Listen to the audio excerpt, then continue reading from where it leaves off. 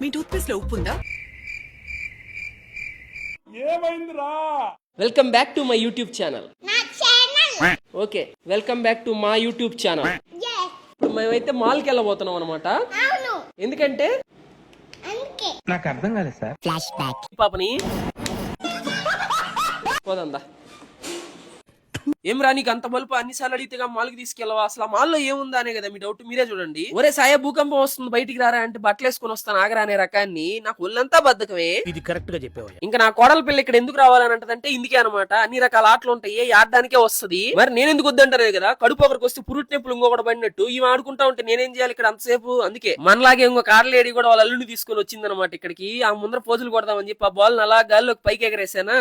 ఏమిరా బాలరాజు, ఎవరు చూడలేదు కదా. కోళ్ల పందాలు చూసినట్టు చూస్తున్నారు బాబా. ఫుల్ వీడియో కావాలంటే క్లిక్ చేయండి.